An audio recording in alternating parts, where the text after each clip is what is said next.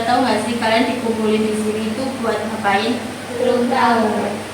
Ya, jadi kalian dikumpul di sini itu untuk melakukan sesi bimbingan kelompok. Apakah kalian udah ada yang pernah melakukan bimbingan kelompok? Belum pernah. Nah, jadi bimbingan kelompok sendiri itu suatu bimbingan yang dilakukan kepada kelompok. Nah, kelompoknya itu bisa dari sekolah, bisa mahasiswa, bisa dari lingkungan sekitar. Nah, pada bimbingan kelompok kali ini kita itu akan membahas tentang apa sih bahaya menonton porno bagi otak. Nah, sebelum kita membahas lebih lanjut tentang apa sih bahaya menonton porno bagi otak, alangkah baiknya kita perkenalan terlebih dahulu supaya kita bisa saling mengenal. Nah, perkenalan dimulai dari saya ya. Nanti kalau kalian yang perkenalan sebutkan nama sama prodi kalian. Ya, perkenalkan, nama Kakak Sofi Munasifah dan Nama saya Niken dari prodi BKI. bisa dimulai dari Mbak yang sebelah sini. Perkenalkan, nama saya Nafika Widya Pastika, saya semester 5 prodi MPI. Nama saya Sita Tunaturo dari prodi PAI. Saya Temurniati dari prodi PAI. Oke, karena sudah berkenalan, selanjutnya kita langsung aja ya membahas ke materi tentang apa sih bahaya menonton porno bagi otak. Oke, kita langsung masuk ke pembahasan ya, teman-teman. Yang pertama itu ada bahaya menonton porno bagi otak. Itu jelas banget dampaknya untuk otak, yaitu memberikan dampak yang negatif, dan secara tidak langsung menonton film porno yang terus-menerus itu bisa menyebabkan kecanduan. Nah, teman-teman sendiri tahu nggak sih apa itu kecanduan porno? Kurang tahu. Belum jelasin. Belum ya. Jadi kecanduan porno di sini akan dibahas dengan 2 poin. Yang pertama yaitu ada kriteria dan yang kedua ada gejala.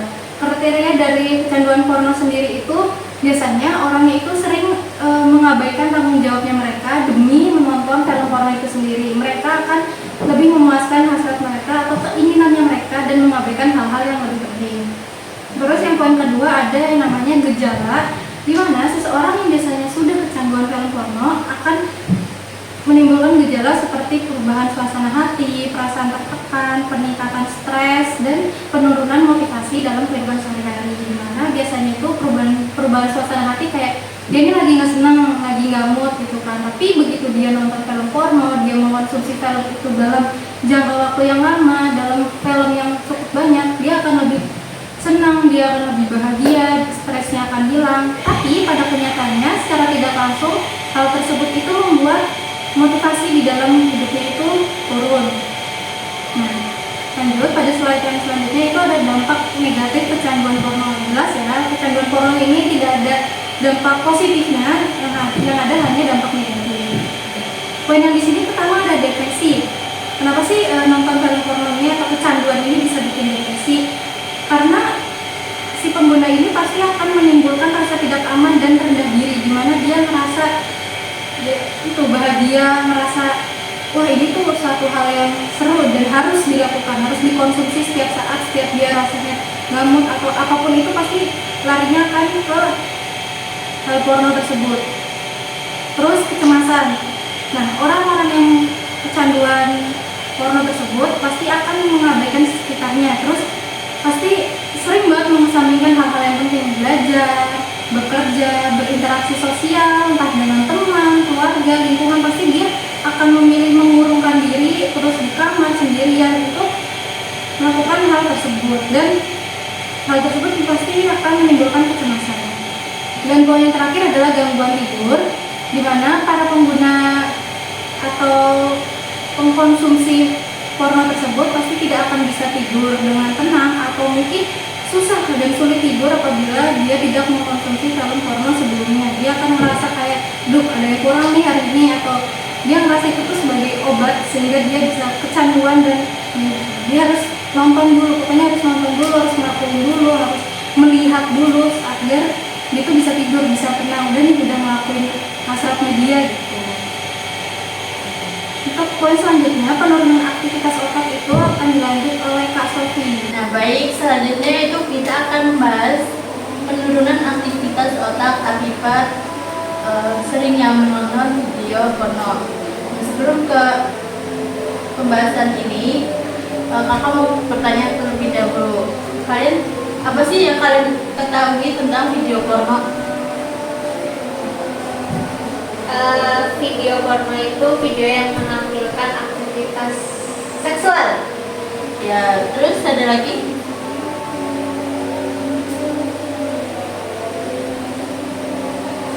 Oke, betul. Jadi video porno itu video yang menampilkan video tentang seksual. Nah, kalian pernah nggak sih kayak menemukan teman kalian atau dari kalian sendiri yang sudah pernah melakukan menonton video porno? Belum. Ya. Teman saya yang Teman kalian pernah? Itu kayak ada gejala atau apa ya, tanda-tanda dia menonton porno apa enggak? Yang menunjukkan gejala. nggak tahu sih jalannya apa, tapi kayaknya kayak kecanduan gitu ya. Kecanduan itu seperti apa? Ya kayak gimana ya? Sering menonton ini ya. Iya kayak kalau belum nonton tuh belum Senang ya. Oke. Selanjutnya kita akan membahas penurunan aktivitas otak. Nah, penurunan aktivitas otak itu ada 3. Yang pertama itu area hadiah. Yang dimaksud dengan area hadiah itu, paparan konten porno itu berulang kali menyebabkan penurunan sensitivitas area hadiah otak. Nah, yang kedua, area pengambilan keputusan. Nah, area pengambilan keputusan ini itu otak menjadi terganggu, membuat sulit untuk menolak keinginan menonton porno. Jadi kayak kalau kita sehari belum menonton porno atau ada FYP nih tentang tentang video yang menjerumus ke seksual seperti ini, kita akan menonton. Nah, yang ketiga itu area pengendalian impuls. Konten porno dapat melemahkan kemampuan untuk mengendalikan impuls sehingga sulit untuk berhenti menonton. Dan selanjutnya itu ada gangguan fungsi otak. Untuk gangguan fungsi otak sendiri itu ada 3. Karena akibat seringnya menonton video porno, yang pertama bisa kekurangan konsentrasi, yaitu sulit untuk berkonsentrasi pada tugas dan aktivitas sehari-hari karena otak terus berfokus pada konten porno. Kayak kita cuma memikirkan, ih aku pengen nonton ini, video ini, terus kita tidak memikirkan aktivitas-aktivitas yang lainnya. Dan yang kedua itu ada gangguan memori. Kecanduan porno ini dapat menyebabkan gangguan memori karena otak berfokus pada stimulus seksual dan tidak memproses informasi lainnya. Jadi kayak otak kita tuh cuma memikirkan tentang video porno tersebut. Nah, yang ketiga itu ada perubahan emosi. Pornografi dapat mempengaruhi kemampuan untuk mengatur emosi, menyebabkan ketidakstabilan emosional dan gangguan suasana hati. Nah, mungkin kalau ini tuh, kalau ada nih teman kalian yang sudah kecanduan menonton video porno, bisa dilihat dari emosi. Kayak mungkin kita nggak ngapa-ngapain nih, terus tiba-tiba dia kayak emosi ke kalian. Itu bisa jadi tanda-tanda bahwa dia kecanduan porno. Selanjutnya ada perubahan struktur otak. Yang pertama ada dopamin. Itu konten porno melepaskan dopamin, neurotransmitter yang terkait dengan kesenangan dan kecanduan. Yang kedua ada plastisitas otak, yaitu struktur otak berubah sebagai respon terhadap stimulasi porno, menguatkan jalur hadiah dan mempertebal area terkait kecanduan. Nah, yang ketiga itu ada sensitivitas, di mana otak menjadi kurang di mana otak itu hanya terhadap rangsangan biasanya itu berkurang dan membutuhkan stimulus yang lebih kuat untuk merasakan kepuasan. Selanjutnya ada masalah sosial dan hubungan.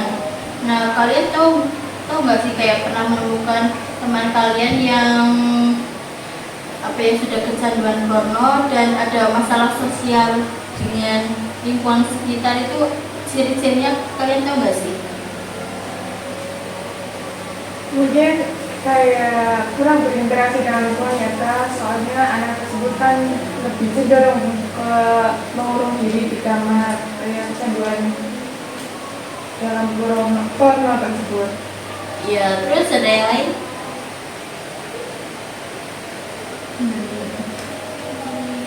Ya betul, itu selain itu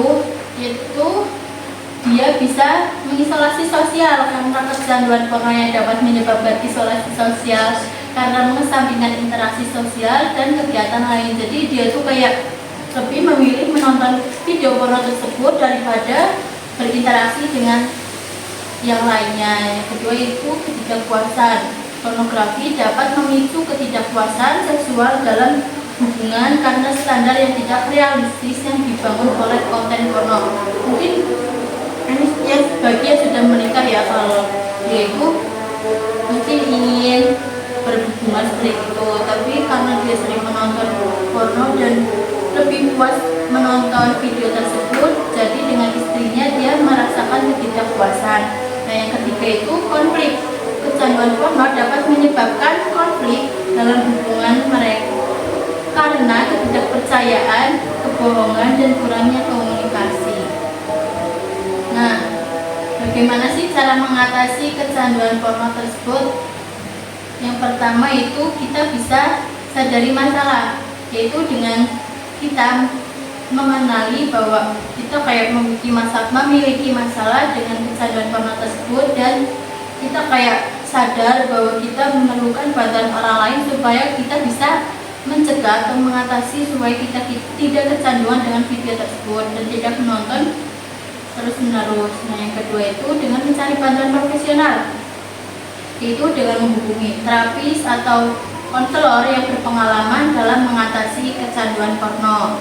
Nah yang ketiga itu ada terapi dan dukungan. Kalian bisa mengikuti terapi dan mendapatkan dukungan dari kelompok pendukung, misalnya dari teman kalian atau keluarga dan yang lainnya. Nah, selanjutnya ada pentingnya membatasi konsumsi. Kenapa sih kita harus membatasi konsumsi dengan ya hal-hal yang berhubungan dengan porno tersebut?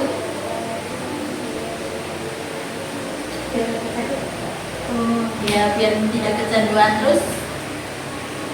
Ya enggak, kan porno itu dampak negatifnya kan banyak. Biar enggak terlalu. Ya terus ada lagi. Oke, semuanya benar. Di selain itu, pentingnya membatasi konsumsi menonton video porno, yaitu supaya kita bisa mengontrol diri. Yang pertama, kita membatasi waktu yang dihabiskan untuk menonton konten porno dan menghindari akses dengan mudah. Itu mungkin kita bisa menahan supaya kita tidak menonton video tersebut, dan mungkin kita bisa kayak kita bisa melakukan aktivitas di luar rumah, terus jangan membiasakan diri kita untuk sendirian, menghabiskan waktu dengan teman atau melakukan hal-hal yang positif agar di pikiran kita dan di hati kita tuh tidak timbul keinginan harus nonton nih belum nonton. Ya yang kedua itu ada pengalihan, itu mencari hobi dan kegiatan lain yang kalian sukai untuk mengalihkan perhatian dari konten porno. Nah supaya kalian ada kegiatan lain dan tidak hanya berfokus pada video porno tersebut. Yang ketiga itu ada konseling. Nah jika kalian kesulitan nih, misal sudah mengontrol diri tapi kalian tetap belum mengatasi konsumsi menonton video tersebut, kalian bisa datang ke konseling untuk mengatasi kecanduan itu, dan jangan ragu untuk meminta bantuan kepada konselor atau terapis. Oke teman-teman, sebelum kita lanjut ke materi yang berikutnya, kayaknya udah pada lesu nih ya. Kita ice breaking dulu kali ya untuk biar lebih semangat lagi. Oke, coba Kak Sophie kasih dong ice breakingnya. Jadi ice breaking kali ini kita apa ya? Kalian tahu nggak yang buka tutup seperti itu? Contohin kali ya.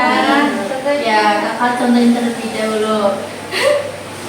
Buka tutup, bertepuk tangan. Buka tutup, tepuk tangan lagi.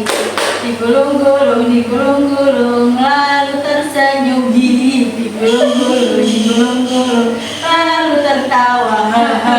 Bisa ya? Bisa. Bareng-bareng ya sekarang. Ayo Kak Sofi. 1, 2, 3. Buka tutup, bertepuk tangan. Buka tutup, tepuk tangan lagi.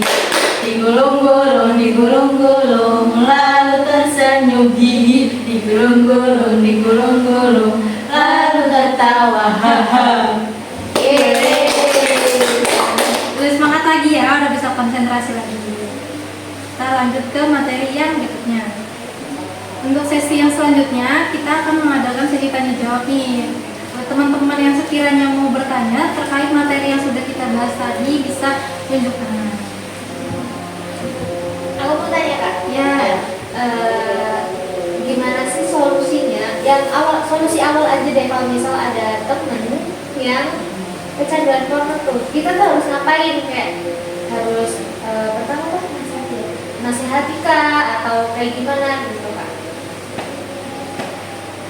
nih, kalau misalnya ini kasusnya di teman ya, mungkin kalau misalnya dia udah kecanduan, dia tuh pasti susah ya menerima nasihat-nasihat yang baik. Pasti dia akan, apa sih nih orang berisik gitu, nggak akan masuk gitu.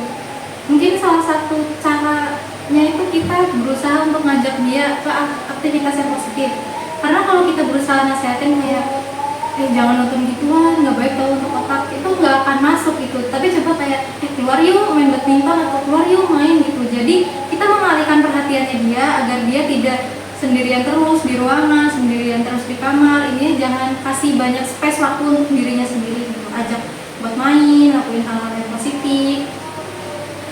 Terima kasih Kak. Ada lagi? Apakah drakor drama Korea itu termasuk menonton porno? Ya, untuk drakor ya, apakah masuk ke dalam video porno? Jadi sebenarnya tergantung ya, kayak drakor tersebut apa ya, ada adegan seksualnya itu berlebihan atau tidak, kan kayak kadang drakor itu ada yang cuma kissing, terus apa ya, cuma berpelukan. Terus mungkin untuk drakor tidak masuk video porno karena kan drakor menceritakan kehidupan sehari-hari nih, misal kayak anak sekolah, terus anak berkuliah, dan untuk adegan seperti itu untuk drakor mungkin sudah biasa ya, jadi tidak masuk ke dalam video porno. Tapi mungkin hal tersebut bisa memicu ya, bisa memicu kita kayak dari tontonan-tontonan atau klip-klip tersebut kita makin bisa penasaran. Aku mau tanya, bagaimana sih hukum menonton porno dalam agama Islam? Nonton video porno dalam Islam itu hukumnya haram, karena kan menonton video porno dalam Islam itu kan berdosa karena termasuk kezina mata. Dan untuk apa ya, dampaknya tersendiri dalam Islam itu ketika menonton video porno, sholat kita bisa tidak diterima selama 40 hari, dan menyebabkan, kalau dalam psikologis itu dapat menyebabkan aura wajah kita itu gelap, seperti kita terlihat lelah, terus kusam dan capek. Terima kasih Kak.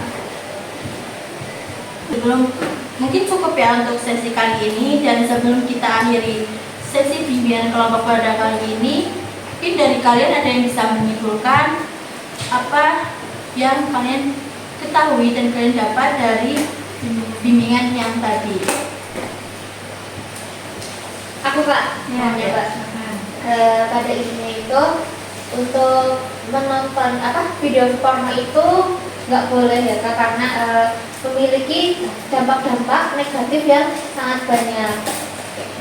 Ya. Yang lain ada? Iya betul, dan kecanduan porno ini dapat berdampak negatif pada otak, hubungan sosial, dan kehidupan pribadi. Penting untuk menyadari masalah ini dan mencari bantuan jika diperlukan. Oke, mungkin cukup sekian ya bimbingan yang bisa kami sampaikan pada siang hari ini. Kurang lebihnya kami mohon maaf. Wassalamualaikum warahmatullahi wabarakatuh. Waalaikumsalam